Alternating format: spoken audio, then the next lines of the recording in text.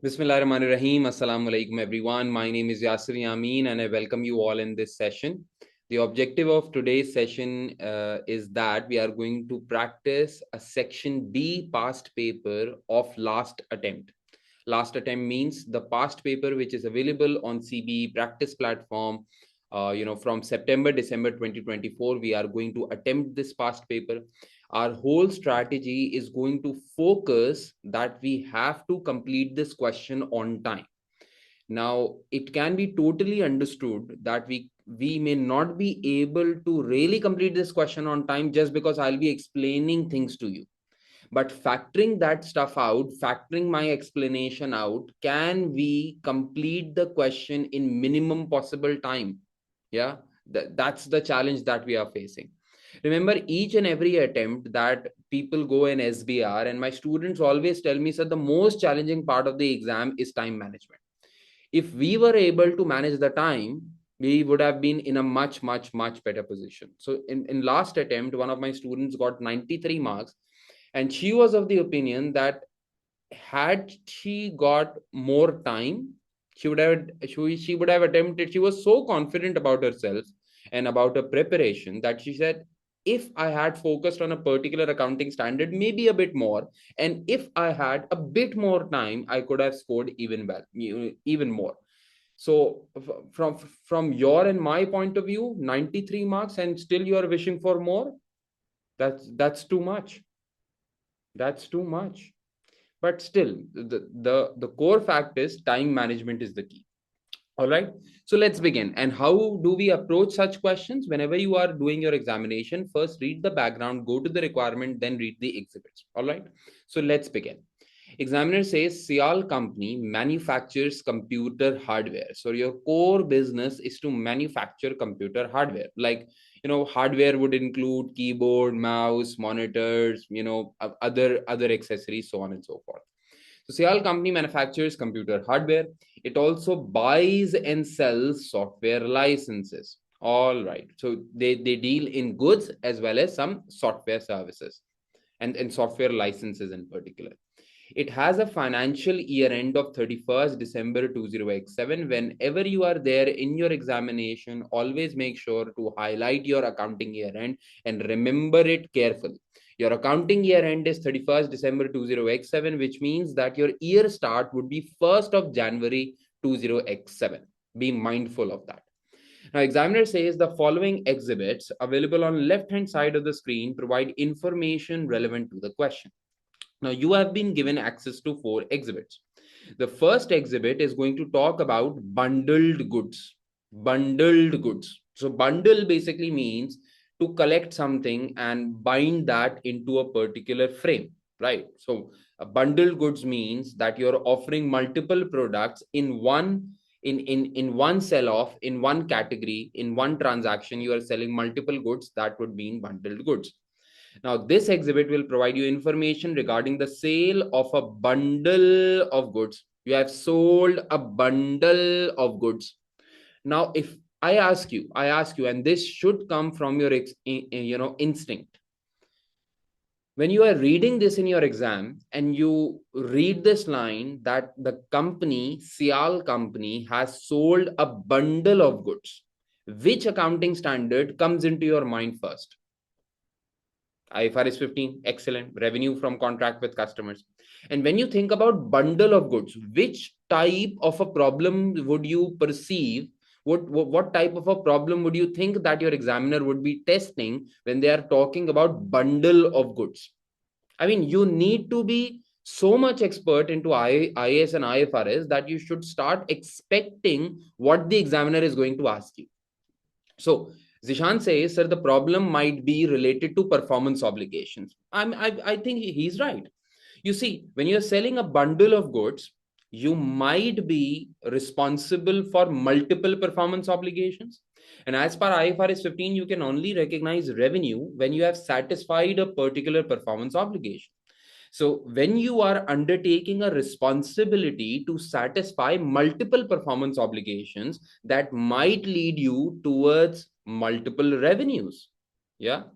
And you might need to assess whether these performance obligations are distinct or not. whether multiple revenues are to be recognized or not.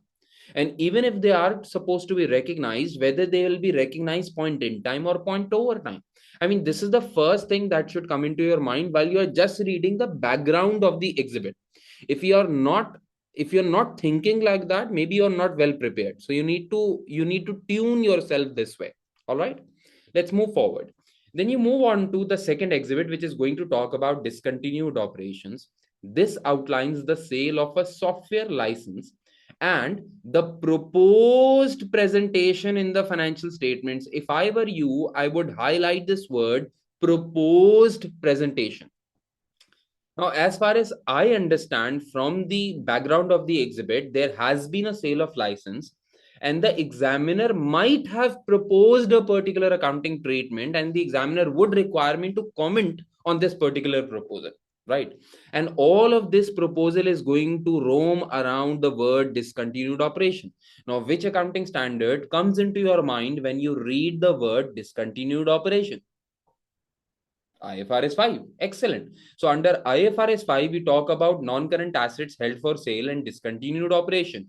And do you guys remember in particular what was supposed to be discontinued operation? Do you remember? Let me give you a quick recap. So a discontinued operation is not just any operation being discontinued. Not everything being discontinued is a discontinued operation. A discontinued operation is a component of an entity. It is a component of an entity. Yeah. So it's not just a part of an entity. It's supposed to be a component of an entity. And such a component of an entity that is substantial for the company, such that it represents a separate line of business for the entity, or a separate geographical location for the entity, or is part of a single coordinated plan to dispose of separate lines of business or separate geographical areas of operation, or is a subsidiary, bought with an exclusive view to resale. So, if I were you, I would certainly remember that what do you mean by discontinued operation? A discontinued operation is a substantial portion of an entity for which an entity has made a decision. We are not going to continue, this particular type of operation in future. And if that is the case, IFRS 5 would require you to disclose such a transaction very specifically. So they would want you to create a separate line item of discontinued operations in your income statement, segregate that particular information from continuing operations, and likewise segregate your balance sheet as well. Do you understand this? Right? So if I were you, all of these things would come into my mind. So, and this particular lecture also offers you a bit of revision. Yeah. So people ask me, sir, when are you going to take revision class? When are you going to take revision class? Oh, believe me, this is a revision class. What else is it? Yeah. Let's continue. Then they are going to talk about land. Land, this exhibit will outline the purchase of a land originally intended for use as an employee car park. So we particularly bought a land for the purpose of our own use. We are going to, utilize this land to create car parking for our employees. All right. We'll see what goes about that. Then there is an option to purchase a building. So exhibit number 4 is silent. It does not give you any hint what topic it relates to. It does not give you anything. So if I were you in the examination, I would be more worried about exhibit number 3 and exhibit number 4, because it does not clearly describe within the background what it is going to be all about. Yeah. So clearly, point 1 and 2, I understand IFRS 15 and IFRS 5. Point 3 and point 4, I'm still not clear what examiner is going to ask. So this describes the purchase of the option. Now, this information shall be used to answer the question requirements within your chosen response options. Now, my style of solving a particular question is that you take a look at the requirements. Okay. So technically, when you open the requirements tab, you can see that there are 4 requirements into the question: 8 marks, 7 marks, 6 marks, and 4 marks, a total of 25 marks. Question number 3 you have in front of you. Yeah. Right now, I'm not going to focus on requirements B, C, and D, because if I focus on B, C, and D, I could lose the major marks which are related to requirement number A. Yeah. So without worrying for the other marks, I would focus on the first 8 marks. Yeah. And remember, this is question number 3 of your exam. So by now, you would have completed most likely question 1 and 2. So you would have this in your mind that either you have gained a lot of marks from section A of the exam, or either you have lost a lot of marks in section A of the exam. So you must be very clear and very choosy, and very conceptually clear on how you are actually going to attempt this examination. Yeah. So if I were you, and if I have gained or either lost many marks in section A, I would make sure that I do question number 3 very well, and clearly score excellent marks. Now there comes a question in the comments: sir, can I start my paper with question number 2? That is not to be answered right now. That I will answer when you are near to your exam. It's not the right question to ask at this point in time. Okay, so we'll talk about this later. Again, coming back to the question. Requirement number A says using exhibit number 1 only. So exhibit number 2, 3, 4, irrelevant. And in accordance with IFRS 15 revenue from contract with customers, as expected, discuss how Cial company should allocate the transaction price to hardware package sold to heat company and show all calculations. Now, what your examiner wants you to talk about allocation of transaction price. Now, while I copy the requirement, can anybody tell me what IFRS 15 actually said about the allocation of transaction prices? And this is particularly relevant when you're talking about bundled goods. Yeah. When you are selling bundled goods in a particular transaction, there might be one transaction price. So you would have had to allocate this transaction price to multiple performance obligations that you may identify within the contract. Excellent answer. You use standalone prices to allocate the transaction price. And sir, what do you mean by standalone prices under IFRS 15? Under IFRS 15, standalone prices represent the individual price of a particular commodity, individual price of a particular good or service, a price that would be used to sell that particular good or service on a standalone basis. Make sense? Make sense? Is everybody on the same page? Yeah. All right. Is everybody there? Give me a yes or a no.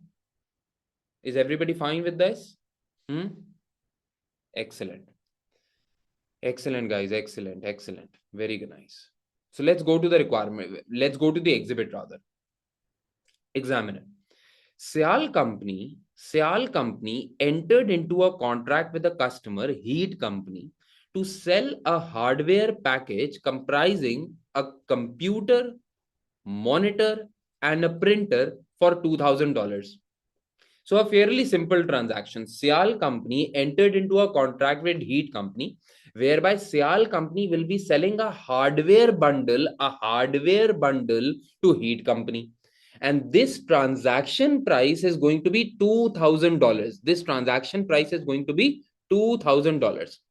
Examiner says Cial company will supply each of the 3 products at different points in time according to the needs of the customer. So particularly you are going to supply computer, monitor, and a printer to your customer. Cial company entered into a contract with heat company, whereby we have to provide computer, monitor, and a printer. And all of these 3 items will be delivered at different points in time. Now, my first question to you is, how many performance obligations can you identify in this contract? Which is step number 2 of IFRS 15. How many performance obligations can you identify in this contract? So Uzair, you right away said 3. But the question is, what does IFRS 15 say? So according to IFRS 15, any good or service which has the capability of being distinctively provided or sold, provided or acquired, sold or acquired, those type of things can be treated as a separate performance obligation. Now, the question is, can you provide a computer on a standalone basis? The answer would be yes. Can you provide a monitor on a standalone basis? I would say yes. Can you provide a printer on a standalone basis? Can your customer acquire a computer on a standalone basis? Yes. Can your customer acquire a monitor or a printer on a standalone basis? I would say yes. I mean, you do not need to do any PhD in order to just to conclude that a computer and a monitor and a printer can be sold distinctively. So it's pretty clear that there is no rocket science in that. Make sense? So clearly there are three performance obligations involved. And Emmer, since there are three performance obligations involved, you also need to factor in this information. There's all of these three items will be delivered at different points in time as per the need of the customer. So there is clear timing difference between the satisfaction of performance obligation. And that means that there will be three revenue recognitions. There will be three separate revenue recognitions based on point over time methodology or point in time methodology. What would be the approach of revenue recognition? PIT, PIT, point in time. Point in time. We will be recognizing our revenue as soon as we have transferred the monitor, as soon as we have transferred the computer, as soon as we have transferred the printer. So clearly there are three performance obligations, three different timings, three different revenue recognitions, and those revenues will be recognized point in time. Clear? Now, my biggest worry, the total transaction price is $2,000, and every one of you agree that there will be three revenue recognitions. Now, how can I make sure that this $2,000, the transaction price, is recognized three times whenever a particular performance obligation has been satisfied? How can I do that? Do I break this $2,000 into three, divided by three? Should I do it like that? So when you give computer, I recognize 1/3 of the revenue. When you give printer, I recognize the other third of the revenue. And when you give printer, I recognize the other third of the revenue. Should I do it like that? IFRS 15 says no. You know the transaction price, which is $2,000. You need to make sure that revenue recognition is appropriate. And you can only do that when you try to allocate this transaction price onto separate performance obligations, so that whenever a particular performance obligation is satisfied, you only recognize that portion of revenue. So allocation of transaction price is the core thing here. How do you do that? Based on standalone prices. Yeah. And that is what your examiner actually asked you. If you go back to the requirement, it was the question was, discuss how Cial company would allocate the transaction price of the hardware package sold to heat company, and you should show all calculations. Yeah. So examiner says Cial company regularly sells the computer for 1720. What is this 1720? Can anyone tell me what is this 1720?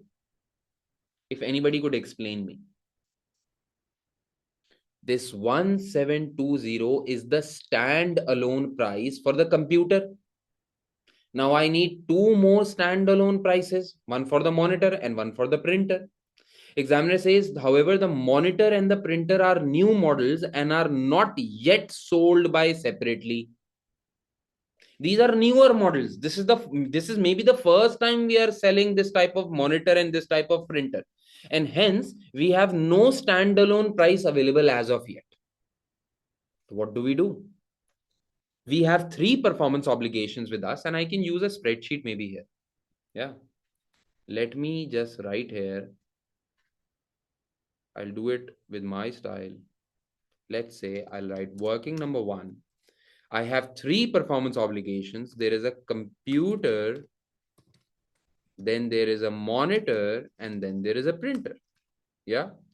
First of all, I need stand-alone prices, right? I can even write the whole thing, stand-alone prices. Yeah. Now, as far as the computer is concerned, examiner has given me a standalone price of 1720. It's pretty apparent. Yeah. But the problem is, examiner has said we don't have the standalone prices for monitor and printer as of now because we haven't sold this separately. We haven't sold this separately yet. So what do we do? What do we do? I think we should just forget it. Let's just not solve this question, or let's just say Cial company, I don't know. No. I mean, standalone price is a price that anybody selling such type of a monitor or such type of a printer would expect to receive. IFRS 15 says that if a company cannot directly determine through its own reference a standalone selling price, then it should use other observable inputs that are available to it. I mean, you cannot say, okay, I don't have a standalone price because I haven't sold this particular type of monitor or printer because this is a new model. I haven't sold it yet. So there is no standalone price. You consider it zero. No.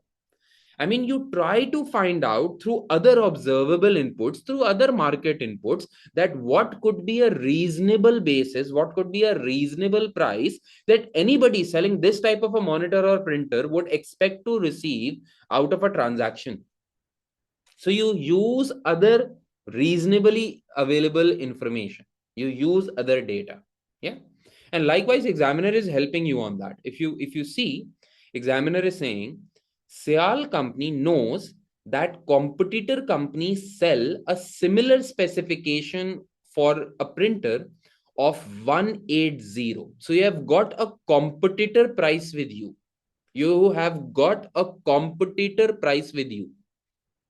A better strategy could be that you pick up this competitor price and maybe adjust it according to your own scenarios. Yeah. You cannot just benchmark a competitor price. You cannot just benchmark a competitor price because it may not particularly exactly reflect your standalone price. But maybe you can adjust the competitor price to come close to what your price would look like if it were to be sold on a standalone basis. Examiner says, please read this out. Cial company knows that the competitor companies sell a similar specification of printer for $180, which Cial company feels reflects the entity's costs and margins. What does this mean? Your examiner is saying that a competitor price for a similar type of a monitor is 180, and your examiner is saying it is okay to use this 180 as a standalone price. Why? Because entity feels that it reflects the kind of costs and margins we have. So it's a good enough estimated price of our own product. Do you guys understand? And every time you will not get the same question. Maybe your examiner would have written that Cial company expects that competitor price is 5% lower than company's own expectation. Then what would have you done? You would have adjusted the competitor price to reflect your own price. You would have increased it by 5%. Or maybe your examiner would have written the competitor price given for this type of a particular printer. I'm sorry, this was for printer, not for monitor. I will, just have it here. Yeah. So maybe you would say that, maybe examiner would say that the price of competitor is maybe 10% higher than what Cial company would have charged if it were to sell the printer on a standalone basis. Then what would you have done? You would have taken 90% of 180 to reflect your own standalone price. So you use whatever data, whatever observable market inputs are available to you in order to estimate your own standalone price. You cannot just say, okay, I will not do anything. Make sense? Is everybody clear on that? At this point in time, I will be using the same $180 price just because examiner is saying that company feels that it reflects the entity's costs and margins. So no adjustments are required on this benchmark. Is everybody clear on this approach? Tell me, guys.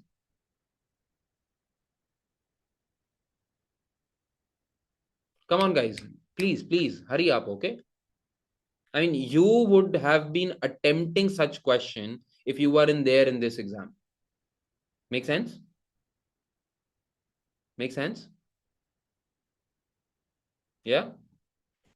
All right. Furthermore, examiner says the cost to produce a monitor, the cost to produce a monitor is $150. Cial company achieves a gross profit margin of 25% on selling price of its product. Can I estimate a standalone price for monitor here? My cost is 150. If I were to sell anything, I would be charging a gross profit margin of 0.25, and that means that 150 would be equal to 75%. In order to calculate the selling price, I will be dividing this 150 by 0.75, and hence the standalone price would be 200. Is everybody clear on this? As a matter of fact, what accountant needs to do is accountant needs to calculate the sum of all standalone prices, then allocate your own transaction price in the proportion of standalone price. Is everybody there? Can you understand what I'm trying to do? Yeah. So your own transaction price is $2,000. We will take a proportion of standalone prices, which is this. And once done, we will copy this whole thing here. And maybe just to simplify this, maybe I'll use this. So this is your final value, 1409, 19 and 50. Make sense? Make sense? Is everybody there on the same page? Yeah.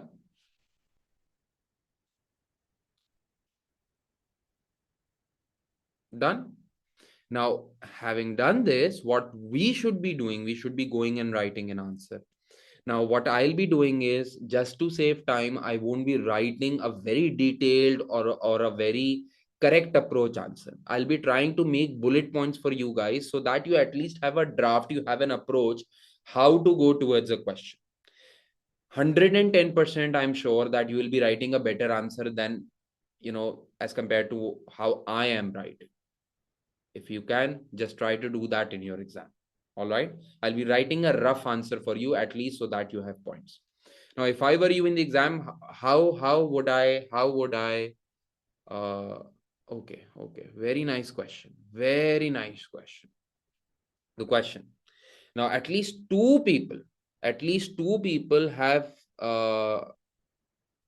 okay. I'm so sorry. Okay. I did a multiplication mistake. I'm so sorry. All right. So at least two people pointed out that I had multiplied this 1720 by 0.81. It is not supposed to be like that. Once you have got the proportions, thank you very much for correcting me. Yeah. So once you have had this proportion, you take $2,000 of the complete transaction price, and 81.9 of this $2,000 should be of computers. 9.52 of this 2000 is supposed to be related to monitors, and $2,000 multiplied by 8.57 is supposed to be for printers. All right. So I did this mistake. Now, everybody listening to this lecture, before even moving forward, they would start messaging me, sir, you did a mistake, sir, you did a mistake, sir, you did a mistake. Sometimes it happens when we are delivering our live classes, we are so more focused towards the fact that either you understand or not, and we make such mistakes. Right? If I were to be, solving this question for my own self, I might not have done this mistake. Yeah. It's just that we do this sometimes, but kids are kids. Yeah, everybody would start messaging, sir, you did this multiplication error, sir, you did this multiplication error, sir. Oh, bhai. You do it right when your exam comes. All right. So let's focus on writing the answer. How do I start writing my answer? Yeah. So according to IFRS 15, revenue from contract with customers,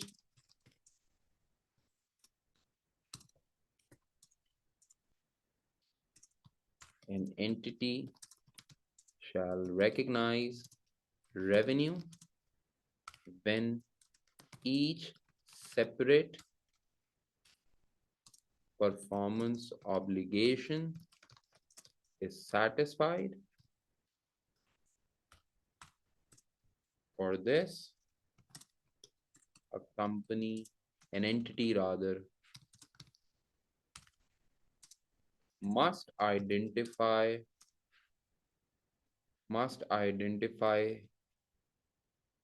distinct performance obligations in the contract according to the standard. Performance obligations are distinct if they have the characteristic of being provided or sold on a stand-alone basis. Furthermore, or moreover, if when a contract has more than one performance obligation, the transaction price should be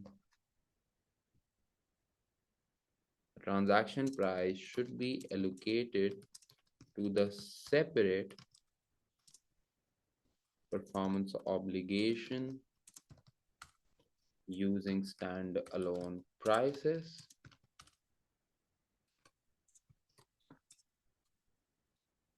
IFRS 15 defines stand-alone prices as the prices that would be received to sell a particular good or service on a stand-alone/individual basis. An entity shall determine such stand-alone prices based on its own market prices, or if such is not available, then use all reasonable observable inputs to derive the same. This can include the use of adjusted market prices. Jaise, like we use this in this particular question example, adjusting competitor prices or uh, working out sales prices based on costs and sales margins. Then we refer to the case in this context. In this context, computer, monitor, and hardware are to be. I'm trying to write the answer as soon as possible. If I miss anything, you guys need to make sure that you remind me of that. Consider as if you are writing an answer. And if you're writing an answer, any point that comes into your mind, you tell me. Okay? So this is a reality check for you as well. So in this context, computer, monitor, and monitor and printer are to be provided on by Cial at different times, and hence 3 different revenue recognitions are to be done. Cial would need to allocate the $2,000 bundle price to each of the distinct performance obligation of delivery of computer, monitor, and printer. The standalone price, how much was it? 1720. The standalone price of computer of $1720 is already available for computer.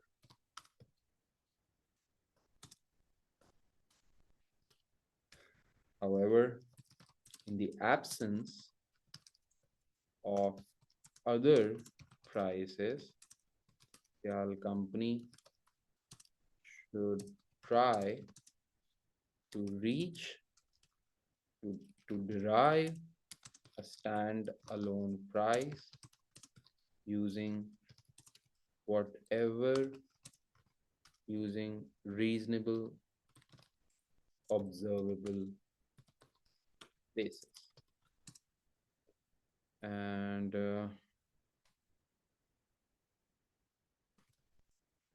likewise, accordingly, I would say accordingly, the use of $180 price for printers seems appropriate since the competitor's price reflects the entity's expected costs and margin. Yeah. Furthermore, stand-alone price or monitor can be worked out by using the cost and margin as follows. And as follows, it should be the price, the cost was 150, and we'll use the gross profit margin of 25%. So it should be $150 divided by 75%. Yeah.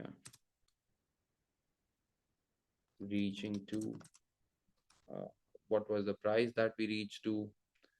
It was 200.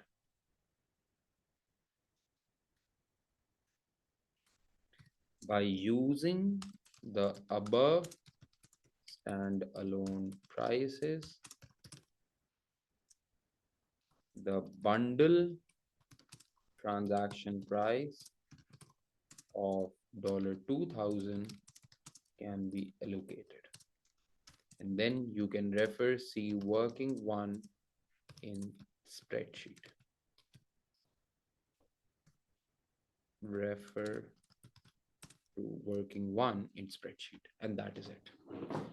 Not all the times you need to create a table in your Word. Maybe you can refer to the working one which you have done in spreadsheet, and that could save you a lot of time. Maybe sometimes it is fine to create a table, but if you require, if it's required to do some calculation, then maybe you can just skip that part, doing it in Word. You can create a working in spreadsheet, yeah, and then you can refer to that in your answer, right? So inshallah you'll get full marks for it. All right, is it clear to everybody? Just give me a feedback.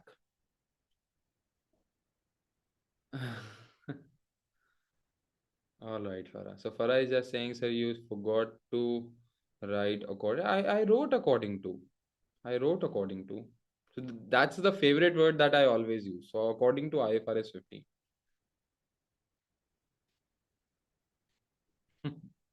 All right. All right. So let's move forward. So I think we are done with exhibit number 1, and that should be clearly understood by you. If that is so, we'll move to the next part. And again, we have already used a lot of time. I utilized a lot of time explaining you all the stuff, but still we need to catch up with our time. So let's go for part B. 7 marks on the table. Examiner says, using exhibit 2 and in accordance with IFRS 5 non-current assets held for sale and discontinued operations, discuss whether the profit on the sale of license should be presented as arising from discontinued operation in the statement of profit or loss. So there is something related to a sale of software license, and you need to discuss whether it should be presented as a discontinued operation or not. Now, let me just copy this requirement into my Word sheet so that I don't have to look at the requirement again and again. And then I open the exhibit number 2. All right.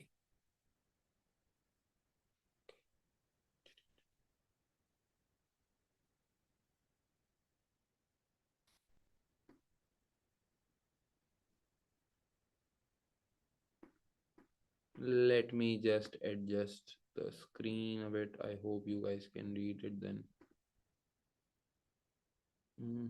It's not really there. Okay.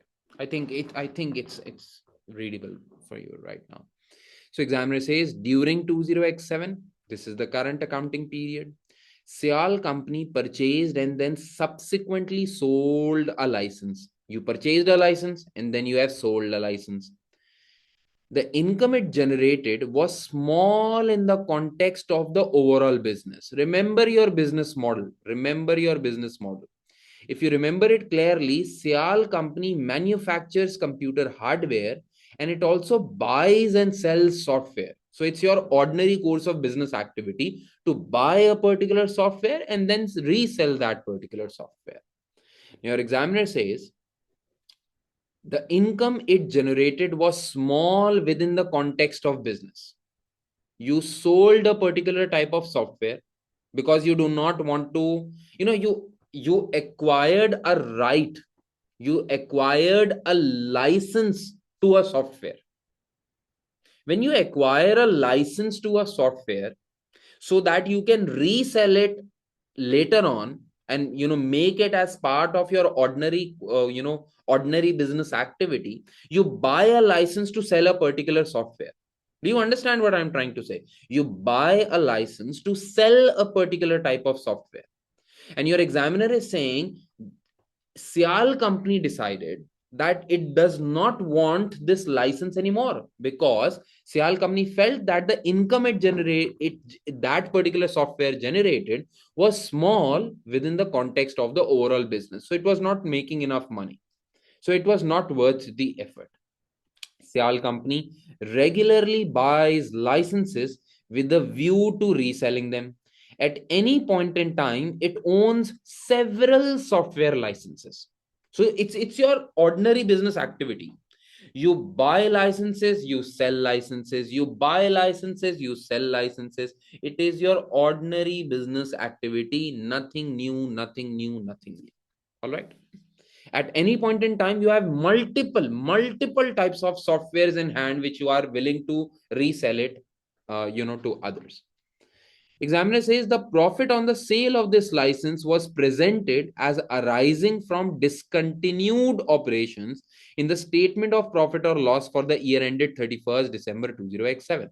So the proposed approach by the accountant is that they have classified the income, they have classified the profit on the sale of this license as an income arising from discontinued operation.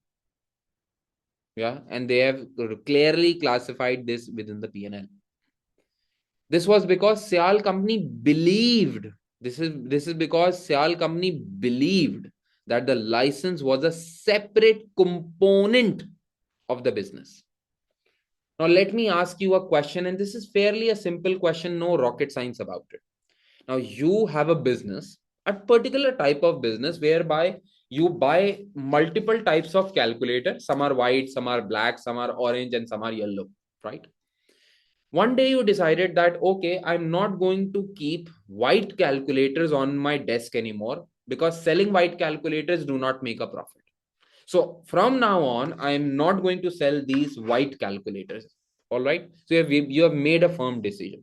And likewise, whatever white calculators you had in inventory, you decided to, just scrap them off, sell them off, and you got a profit on it. Now you decided to show this profit on selling these type of white calculators as part of discontinued operation. And the question I'm going to ask is, according to your own thinking, is this approach correct? Is it correct to classify selling of a particular type of software, or in my example, a particular type of calculator, as a discontinued operation? Examiner wants you to discuss whether classifying this profit on sale of license should be presented as a discontinued operation. Everybody is saying, sir, it does not meet IFRS 5. Why? Because you have just sold a license. You have just sold a license. And, buying and selling licenses is your ordinary course of business activity. So you cannot say it is a separate line of business or geographical area of operation that you have sold. And moreover, IFRS 5 classifies discontinued operations as a component of an entity. Do you feel that discontinuing selling of a particular type of software is a discontinued operation? Do you feel that is a component of an entity that you're selling off? I mean, you are still going to sell calculators. You are not closing a separate line of business. You are not discontinuing a particular activity that was significant in relation to total of the business. Yeah, it's not like that. It was an insignificant portion of your total income. Examiner told you that when you read the exhibit, examiner clearly told you that the income the selling of this type of software generated was small within the context of overall business. So first, this is not a separate line of business that you are selling, because you are still going to sell softwares. You are just not going to sell this particular white software. So it's not a separate line of business. Now you cannot even deem that this is a component of an entity because it was substantial. No, it was not substantial. It only generated a small income within the context of the overall business. Yeah. Definitely, it's not a geographical line of business, geographical area of business.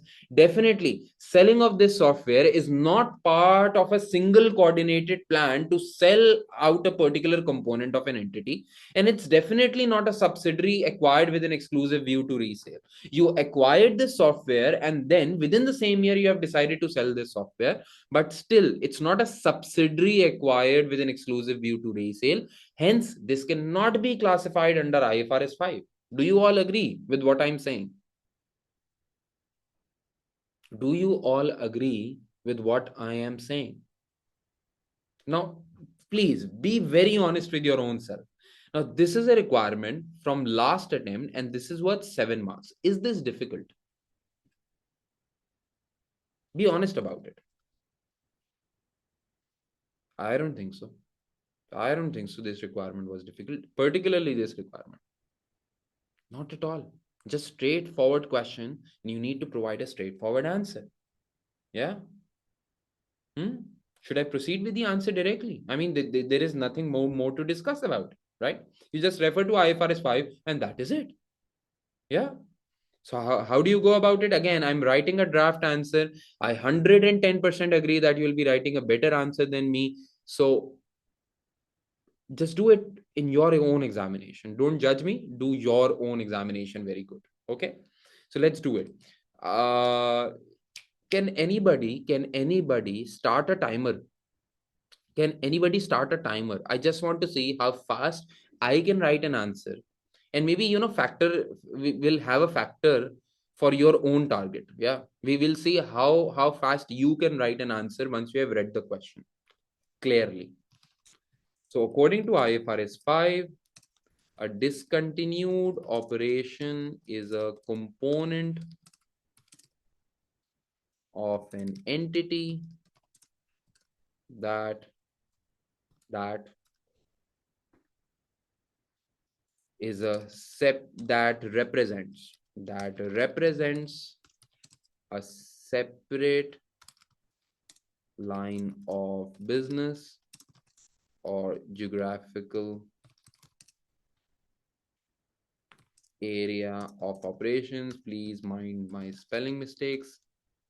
Or is part of a single coordinated plan to dispose of a major line of business or separate geographical area of operations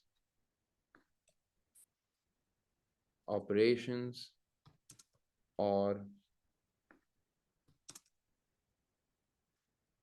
a subsidiary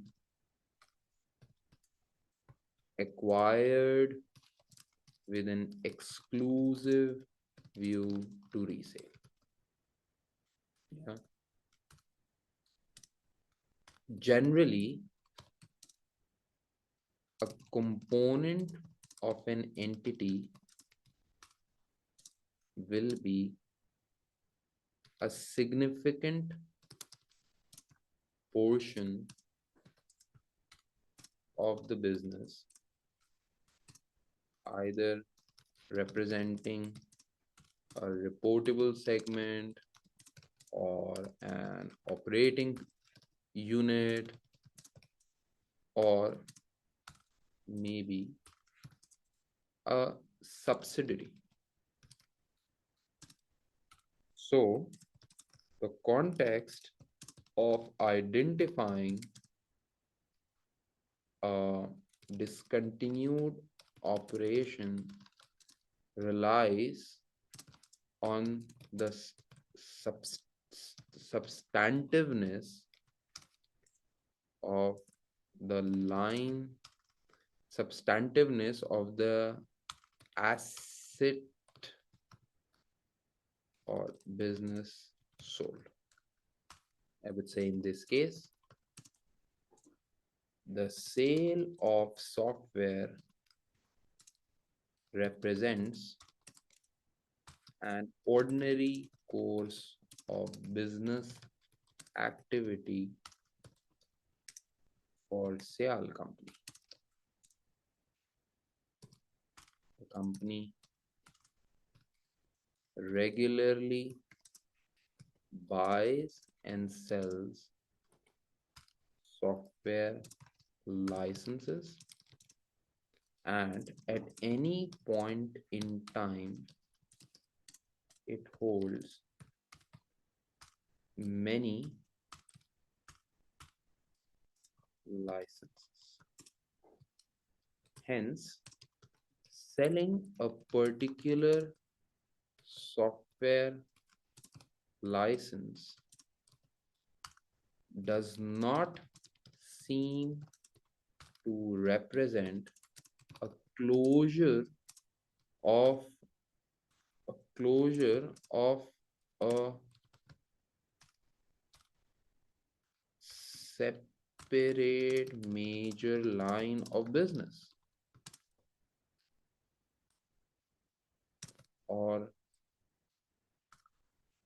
and neither is part of any single coordinated plan to close out all such software license selling business.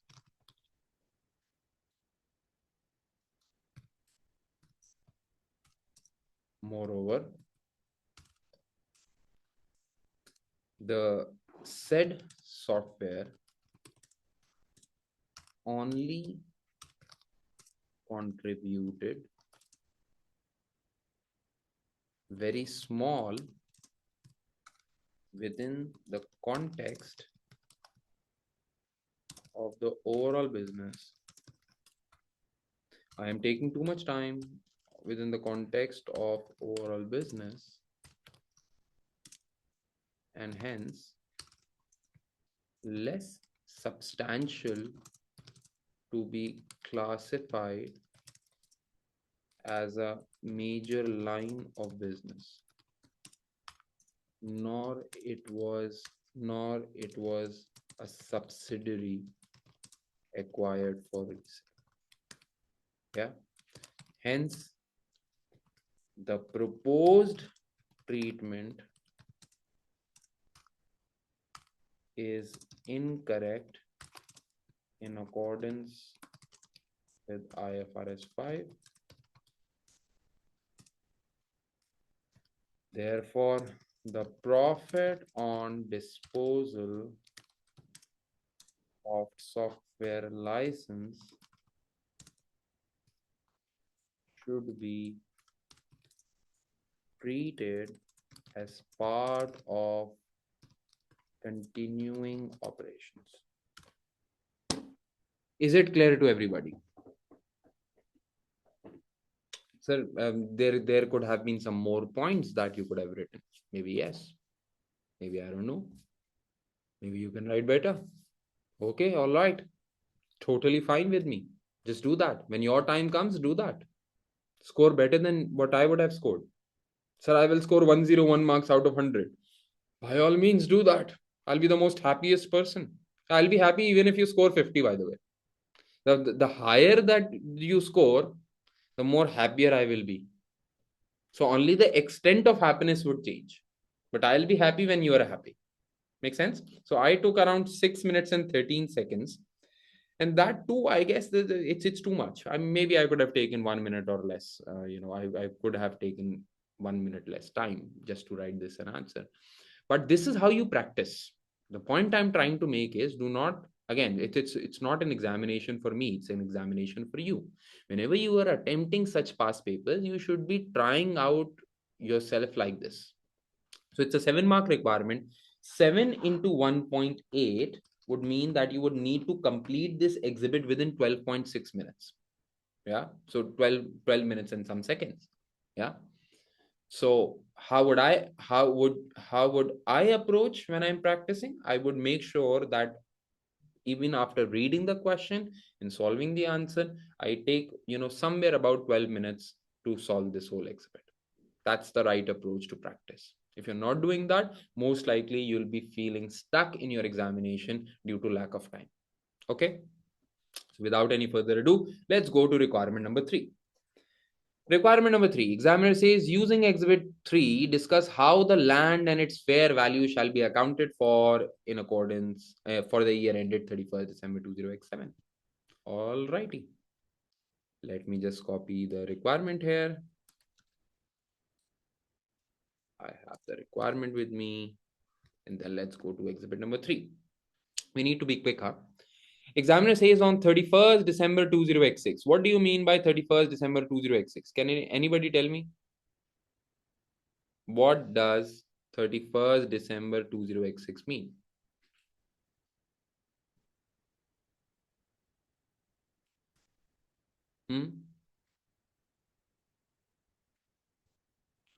What does this mean? Let me just figure out what I have done. Okay. Yes, guys. Yes, it's the end of previous year. Excellent. So on 31st December 2006, which is start of the current year or last year, and Cial company acquired land for $10 million. Very nice. The intention was to turn it into an employee car park. So it was supposed to be an owner occupied property whereby you decided that we are going to establish a parking place for our own employees. Very good.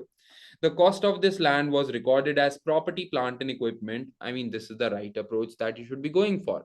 You bought a particular land with the intention of occupying it for your own business purpose. So the accounting entry that you would be preparing would be property, plant, and equipment, debit $10 million and cash credit $10 million. Absolutely correct. By 1st September 2007, that means 8 months down the road and 4 months before the year end, the land, by 1st September 2007, the land had not been developed into a car park.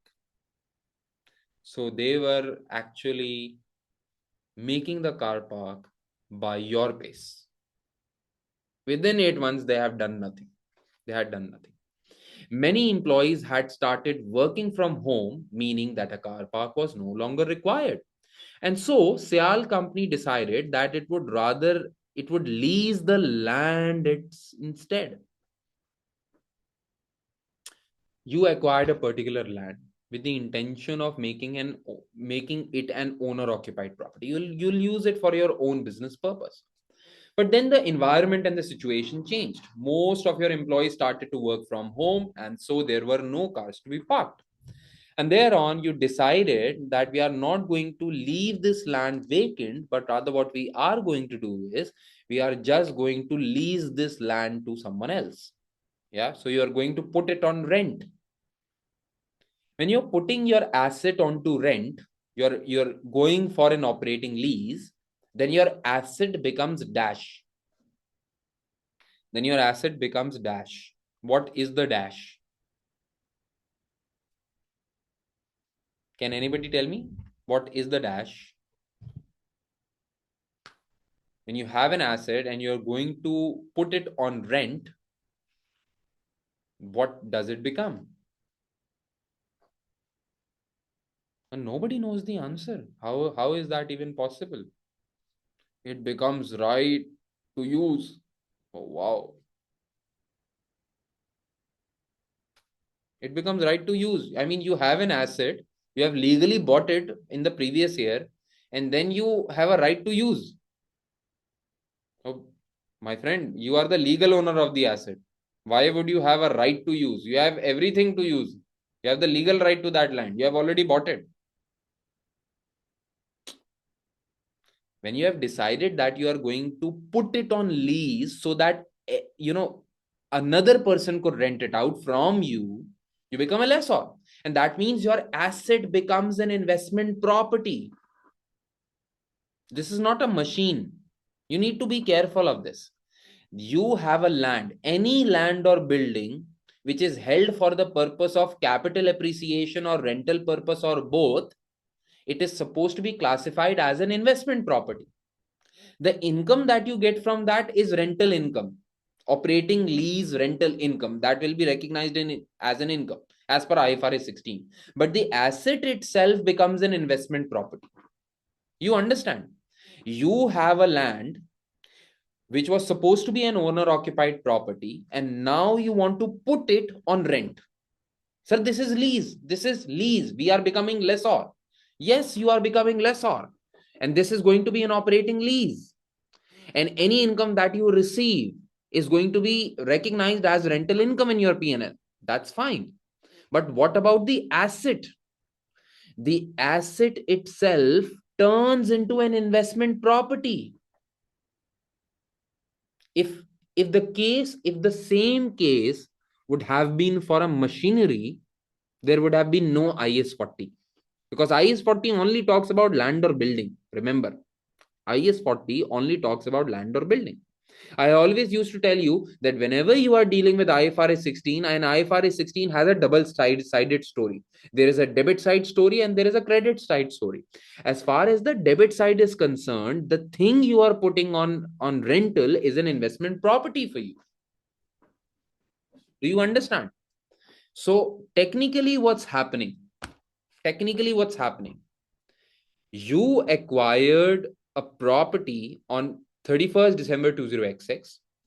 On 1st September 20x7, an owner occupied property, the use of this owner occupied property is changing so that the property is used for rental purpose.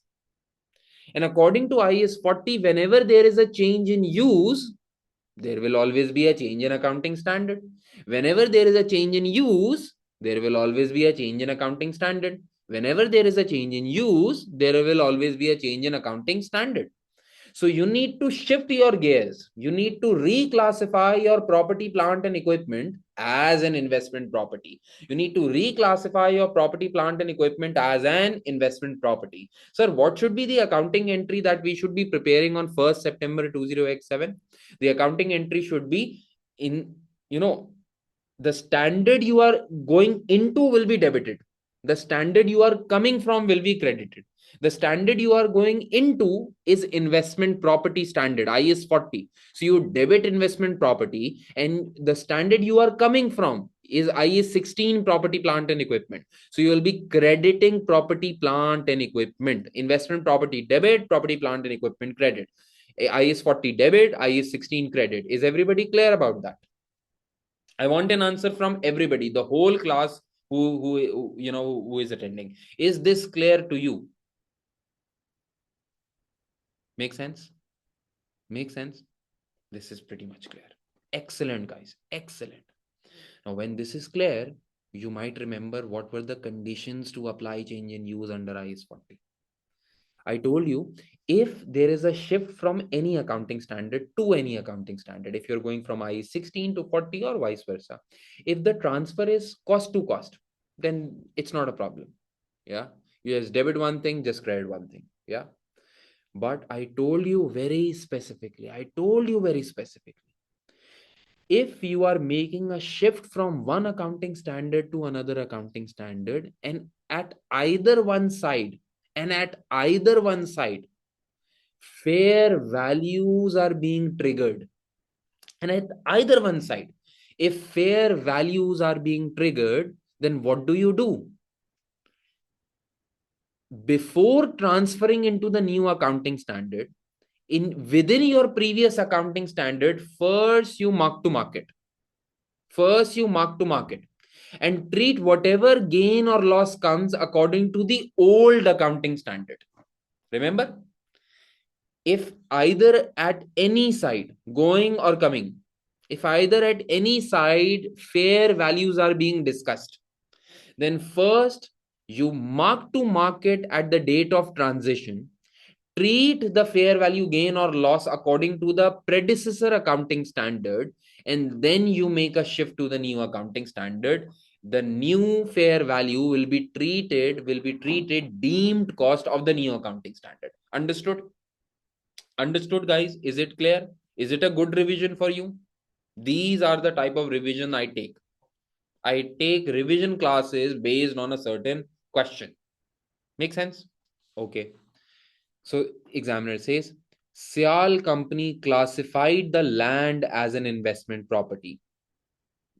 Did Cial company do the right thing? There was a change in use. Clearly, you want to put it on rent. Do not want to occupy the same property as an owner. Yeah, it's not an owner occupied property anymore. So you shift it to an investment property. Cial company did this correctly. So Cial company classified the land as an investment property and measured it at the original cost of $10 million. It seems as if they are making a cost to cost transfer. It seems as if they are making a cost model to cost model transfer. Cial company wished to use the fair value model in IS 40 in investment property. If they have intention to use fair value model under IS 40, is it correct to make the shift based on historical cost? Is this correct? Give me an answer. Come on, hurry up. No, this is the wrong approach, because under IS 40, if at either any side, if fair values are being discussed, then you need to mark to market first. Yeah. Examiner says, however, as at 1st September 2007, Cial company believed that it was impossible. Remember, whenever examiner uses words like believed, there is always a sign in it that they believed it wrong. They believed that it was impossible to measure the fair value of the land due to legal compliances concerning public access. So it seems that Cial company knew what they had to do, but they believed that fair value cannot be determined on 1st September 20x7, and that is why they made a shift based on historical cost. Now, I have a question. If Cial company believed that it was impossible to determine a fair value at the date of transition, why did they decide they want to use the fair value model once they go in under IS 40? Does it make sense? Does it make sense? They are saying, oh, there is a problem, we cannot determine the fair value. If you cannot determine the fair value, then why are you going under the fair value model? Come on, use your sense. Yeah. So they are saying it is impossible to determine the fair value. That's why we have not done mark to market at the date of transition. Examiner says, okay, you cannot determine. You see, you remember IFRS 13? IFRS 13 fair value measurement. Under IFRS 13 fair value measurement, there are 3 levels of determining fair value. First of all, you take unadjusted observable inputs. You take independent market prices to put fair value to your asset, right? But there is level 2 and level 3 as well under IFRS 15. If you cannot determine fair value of your own land due to any goddamn reason, because you feel that there is a legal issue concerning the public access to this particular piece of land, okay, that's fine. You cannot determine fair value of your own asset, but you could have gone to level 2 or level 3. Level 2 means you take, maybe the value of a similar asset and adjust it according to your own characteristics, adjusted quoted prices.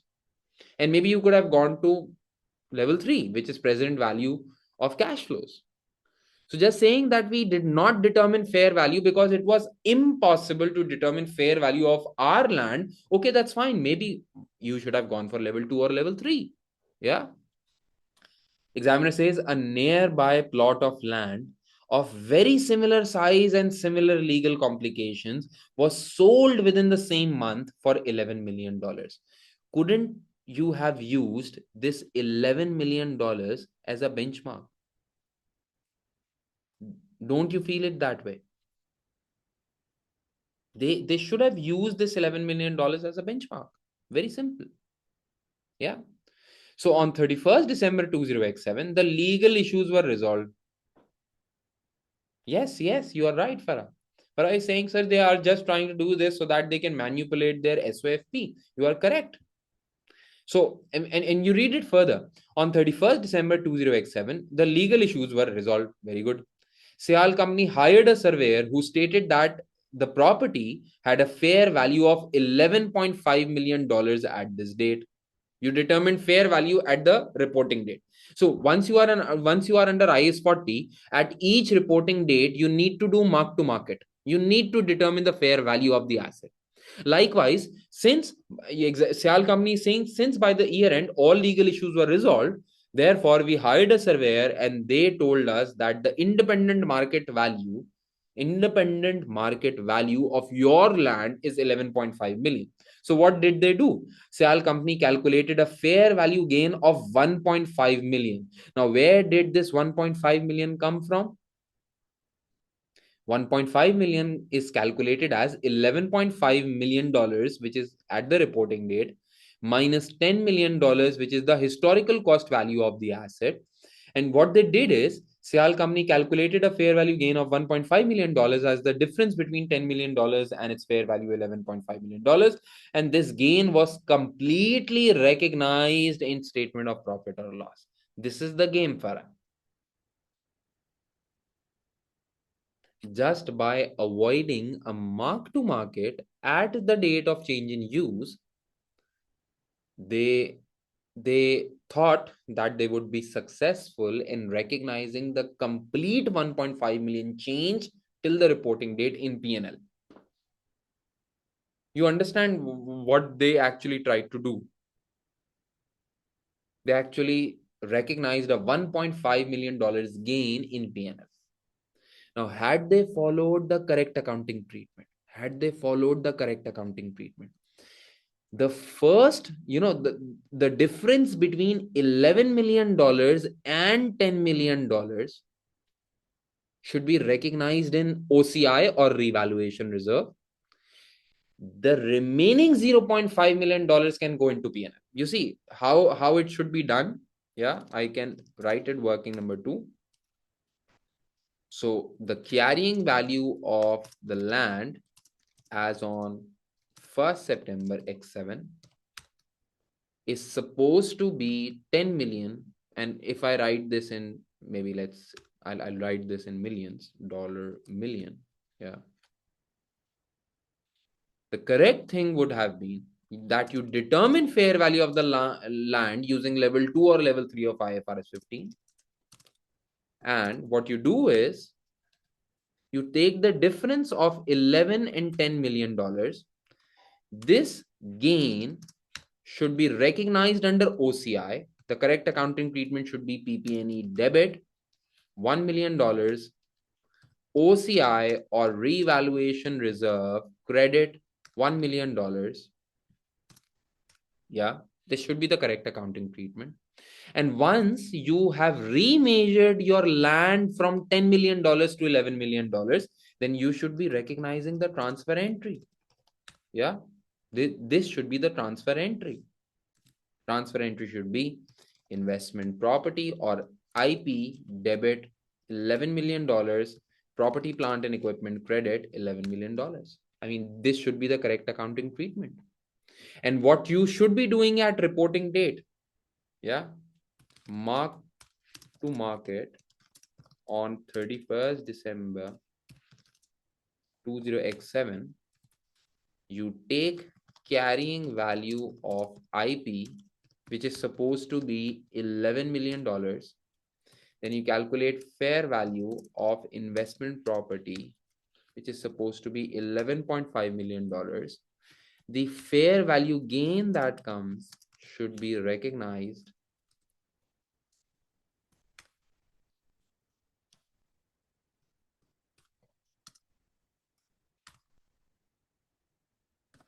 this should be the accounting entry. Is everybody clear on this?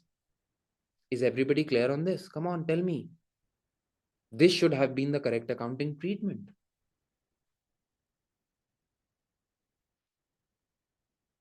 I want an answer from everybody.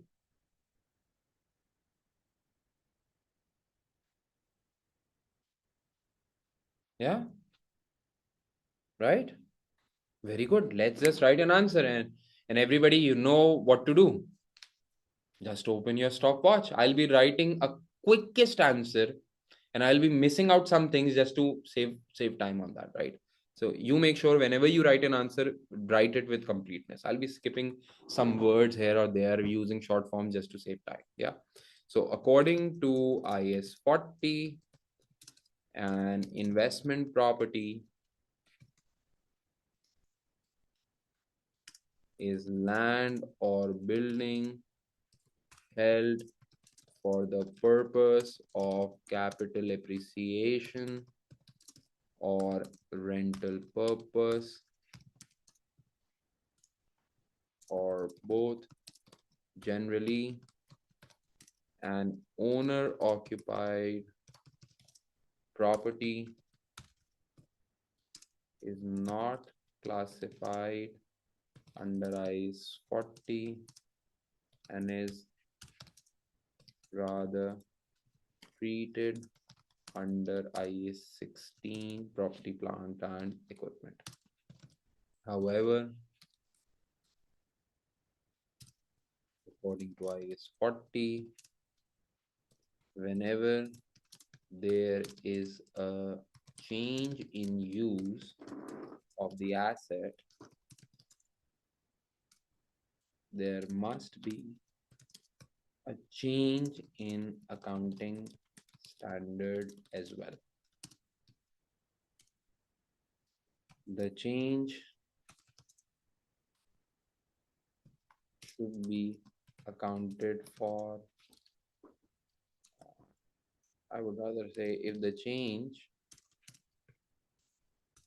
discusses fair value model at either side of the transition, then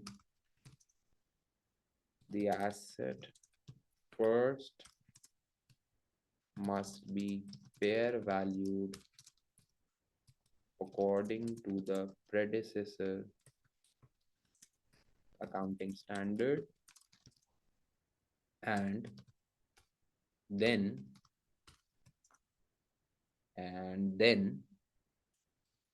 we transfer to the new accounting standard. In this case, on 1st September X7, Cial company decided to classify this property held for the purpose of rental income,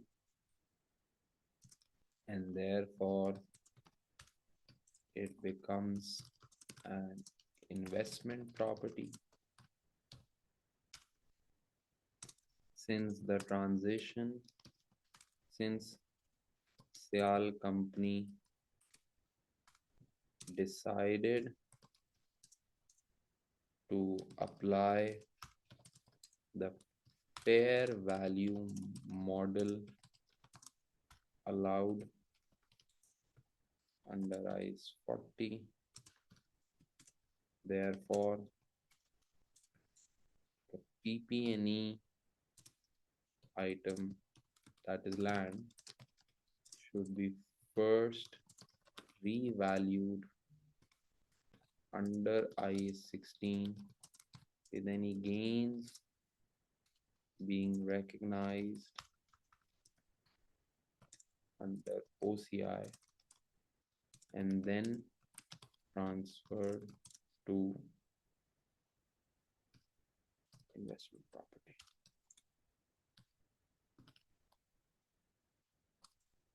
According to Cial company,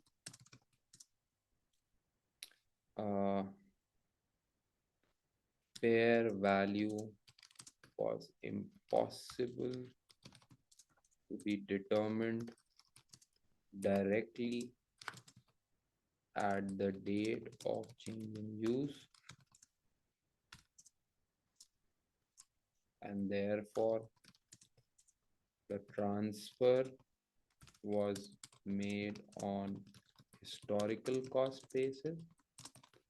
However, IFRS 13 provides level 2 or level 3 measurement techniques to determine fair value where an adjusted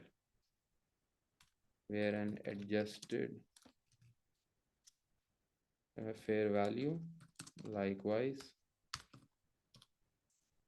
$11 million could have been used as a reasonable approximate of the fair value because it represents similar location and legal complexities. Hence, the difference between this 11 million and $10 million should have been recognized in OCI. I can refer see working to in spreadsheet.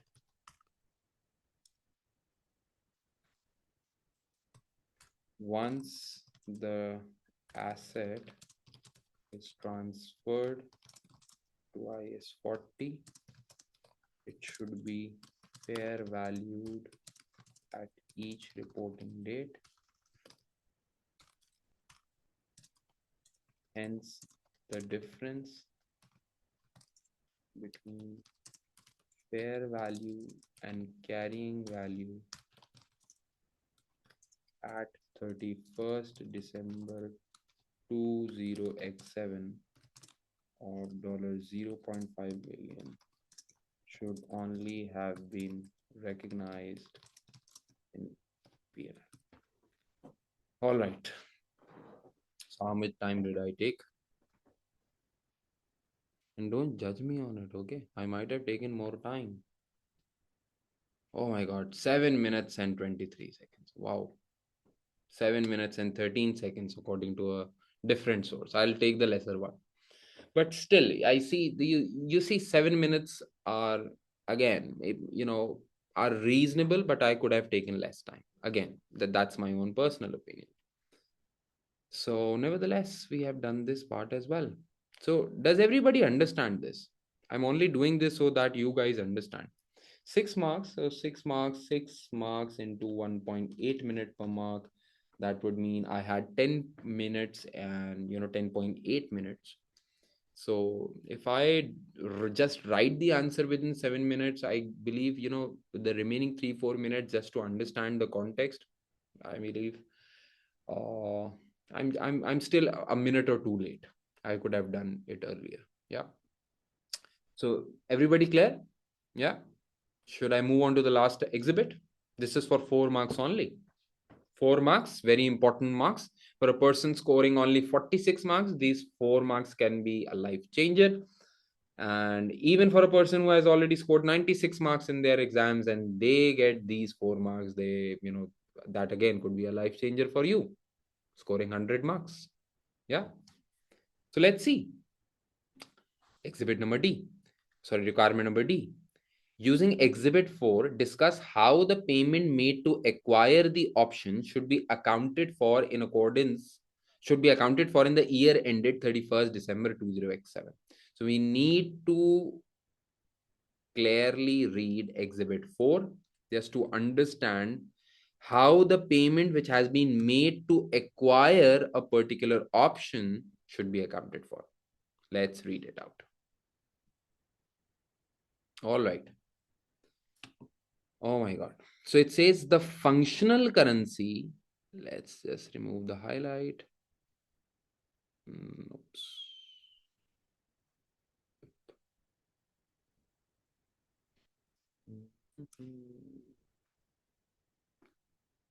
Yeah. It says the functional currency of Cial company is the dollar. Thank you very much for telling us our functional currency is the dollar. Yeah. On 1st December 20x7, which is just before the reporting date. Mind you, this is just before the reporting date. On 1st December 20x7, Cial company paid $10,000, 10,000 dinars to a property developer for an option. For an option. What do you mean by an option, by the way? I mean, you have heard about options. What is an option? The literal meaning of an option would be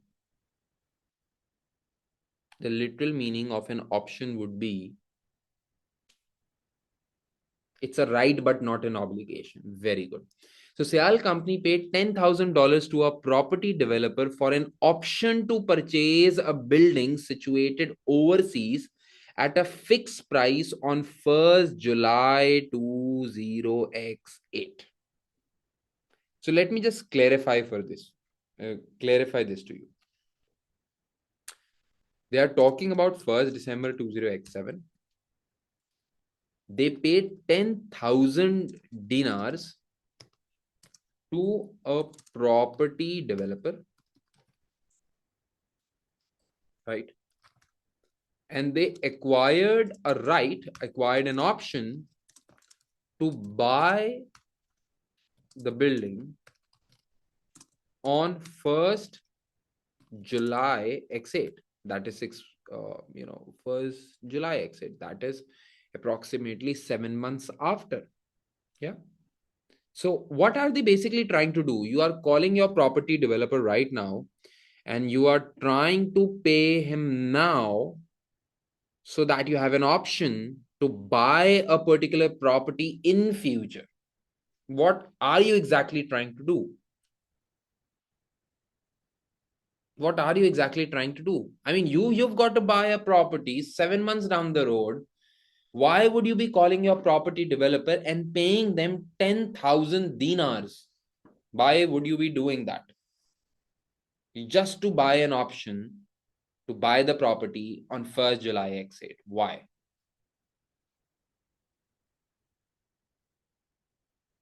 Come on, tell me. What is going on? Something you want to buy 7 months after. But you are asking your property developer to give you an option against a particular sum of money now for a promise to buy something in future. What are you trying to do? Maybe you are trying to hedge yourself. Yes, you are trying to hedge yourself, right? So you are concerned that by 7 months after, the property prices could be anything. And that is why you have called your property developer and you're saying, come on, guys, come on, just fix me the price. I'm paying you $10,000 upfront, 10,000 dinars upfront. Just fix me the price. You understand this? This is also a hedge. Whether a financial hedge or not, that's a separate thing. That's totally a separate thing. Yeah. But it is a type of hedge. Hedging means to safeguard yourself against a particular risk. Yeah. Makes sense? So, if, for example, you were to drive a sports car, yeah, and you said, okay, I'm just going to drive a sports car, I should be wearing the gadgets on myself just to make myself safe from any risks involved in this trip. So, you wear all the safeguards, you wear a helmet, even while you're sitting in a particular sports car, you're wearing a helmet. You're not driving a motorbike, but still you're wearing a helmet. You are hedging yourself against a particular risk. So hedging basically means to safeguard yourself against a future risk. This is exactly the same thing. But let's just go through it.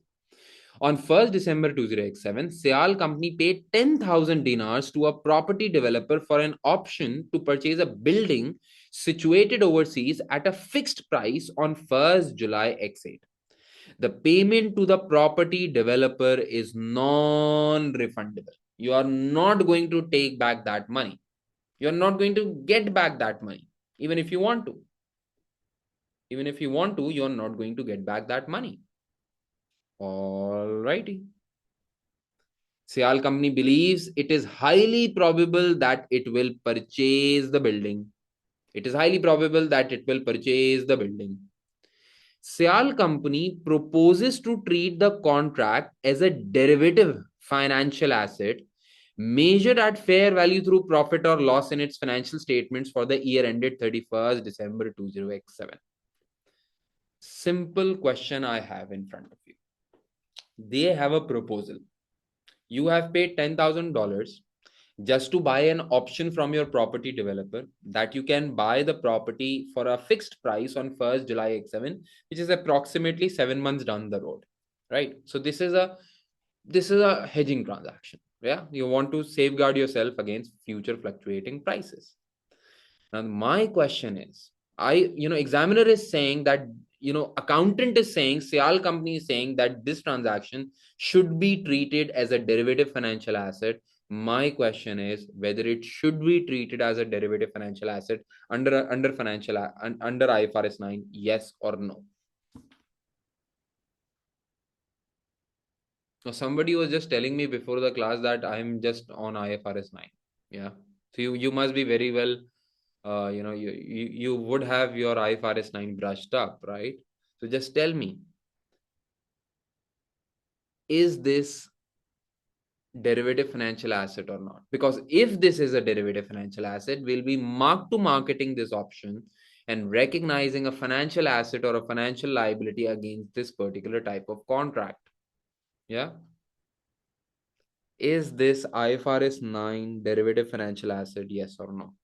I want an answer from everybody. Some people decide to keep quiet as if I'm not looking at them. Is this a derivative financial asset, yes or no?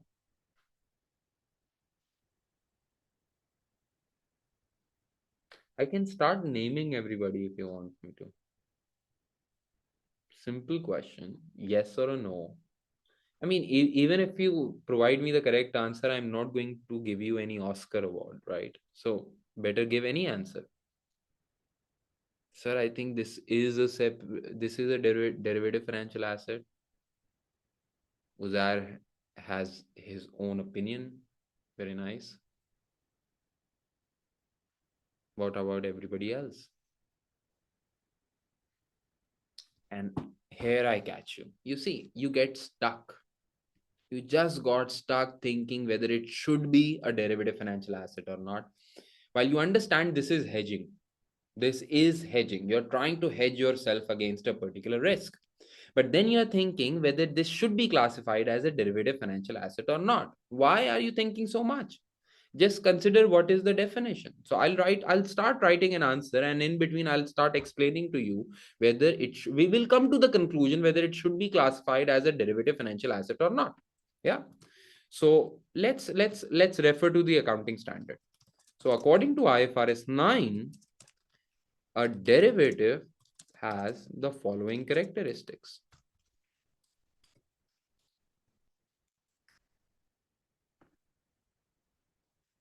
It requires low or no initial investment. Its value is exposed to changes in another variable. It's settled net at a future date. Do you guys remember? These were the three core characteristics of a derivative. Now, if I take this definition and utilize this definition within the context, in this context, although the value of the option to buy the property at a fixed price, value of the option to buy the property at a fixed price at a future date, indicates the value of the option itself to be linked to changes in the prices of another variable. Yeah. So you need to consider this in context, right? So I went to a property developer. I said, okay, I'll give you $10,000 of advance, a prepayment. And you promise me that on 1st July X7, you'll be giving me this property for 100,000 dinars. But I have an option. Yeah. If I want to buy on 1st July X7, I will buy. But if I don't want to buy, I will not buy. Yeah. You have an option against a prepayment of 10,000 dinars. Now, the value of the option for you would change as the property prices change.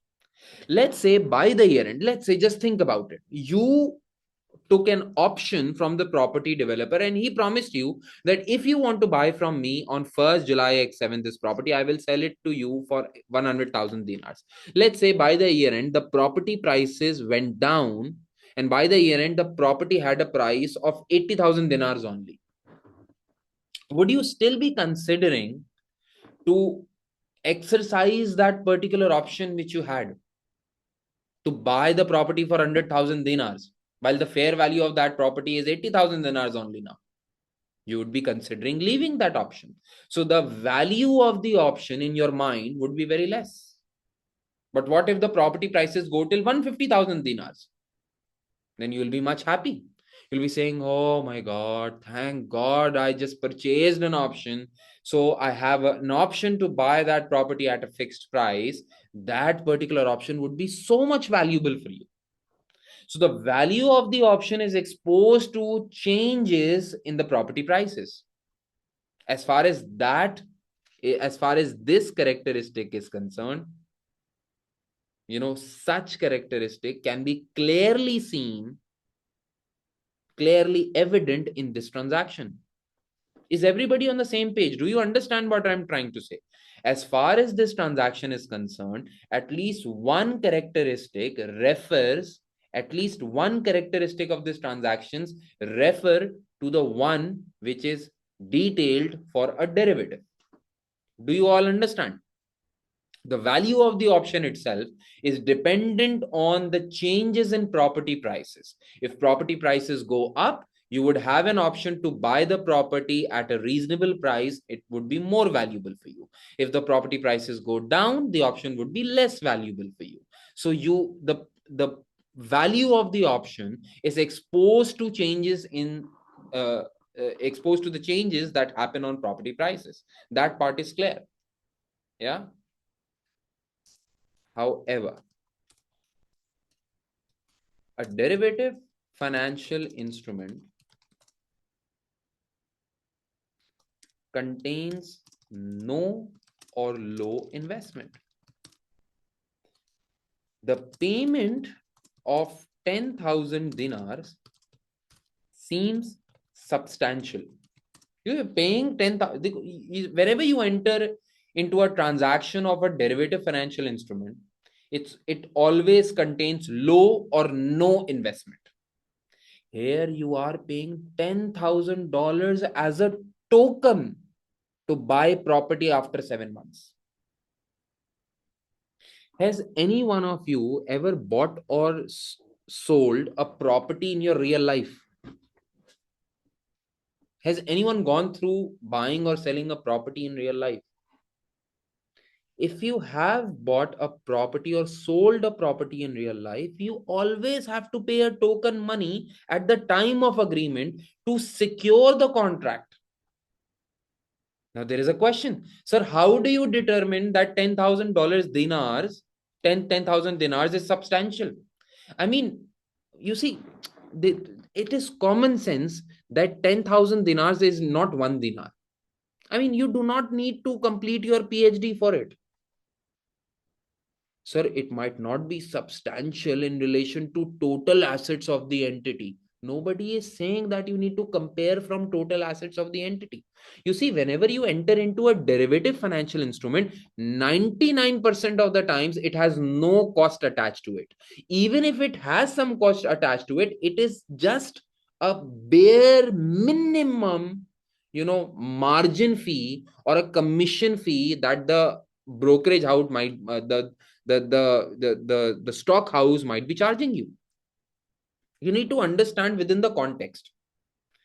Whenever you buy forward contracts or you go and enter into future contracts or you enter into option contracts on the debt market, on the derivative market, you have to bear no cost upfront. Even if you had to bear an upfront cost, it was so minimal that it was apparent that it was minimal. Now, $10,000 does not equate to $1.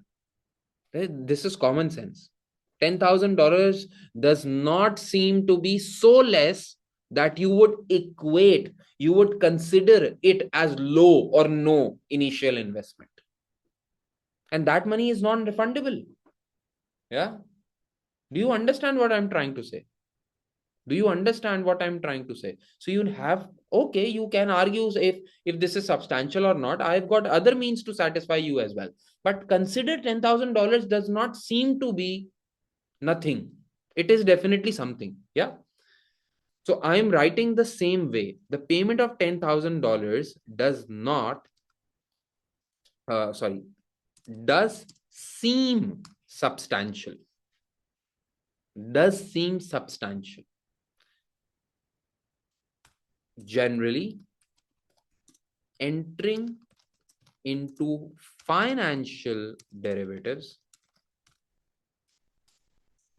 does not require any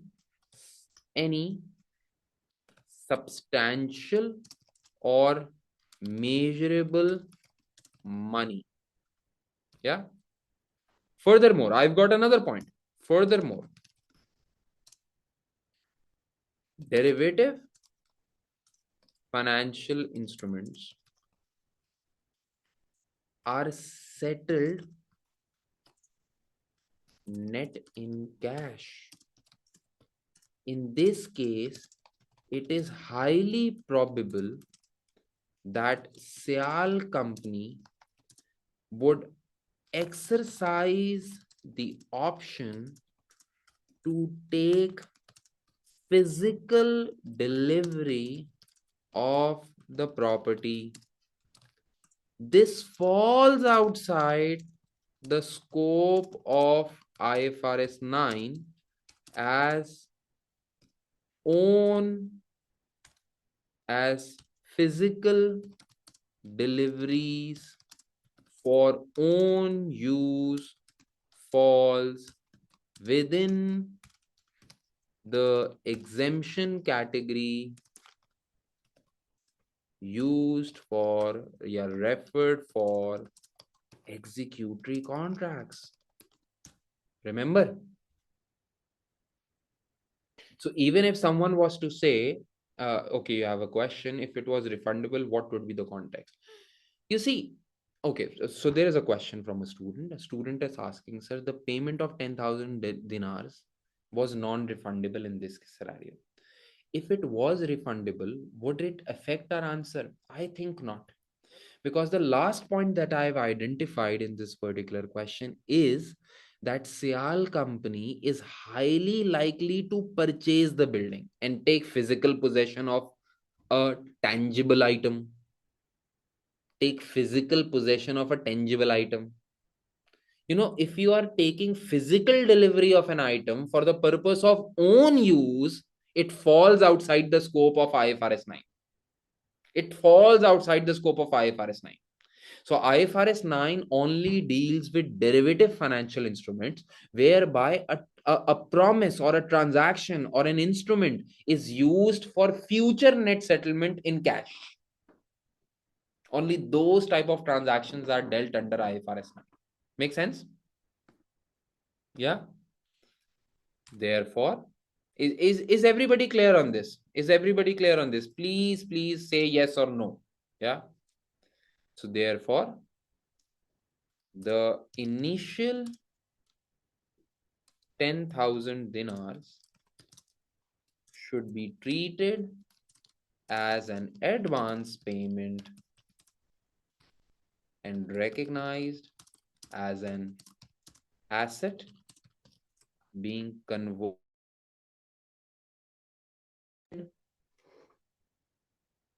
Okay. Sweet.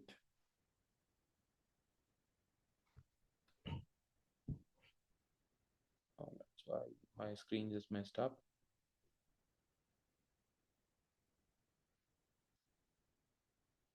Am I visible to you guys?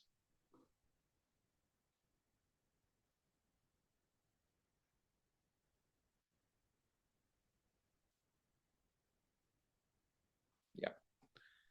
So an asset being, therefore, the initial 10,000 dinars should be treated as an advance payment and recognized as an asset. It should be translated into the functional currency of dollars based on the spot rate at the date of transaction. Yeah. Furthermore, remember, the prepayment, this prepayment according to IS 21 is a non-monetary item. You remember the distinction in under IS 21 of monetary items and non-monetary items. Now, monetary items are like cash, foreign currency, or items that are readily convertible into cash.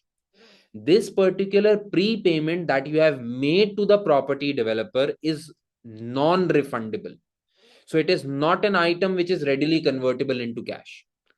So why am I mentioning this distinction? Because under IAS 21, any non-monetary item is not supposed to be retranslated at the reporting date. It is always measured according to the exchange rate at the date of the transaction. Yeah.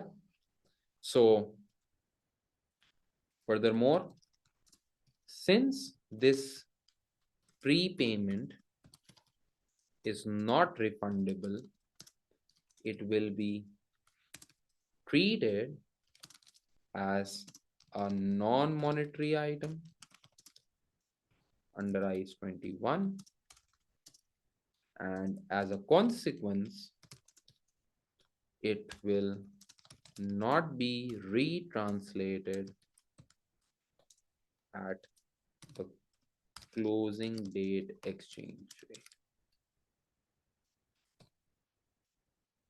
It will not be retranslated, remember. Is it clear to everybody? Come on, guys. Is it clear to everybody? So when I ask you this question, whether a contract to fix prices on a property should be treated as a derivative financial instrument, now you guys were confused. You guys do not need to be confused. You only need to refer to IFRS 9. Just think about what is given in the scenario. What does IFRS 9 say? Now, had this been a promise which would have not involved physical delivery, which would have not involved, $10,000 dinar prepayment, it could have been a derivative financial asset.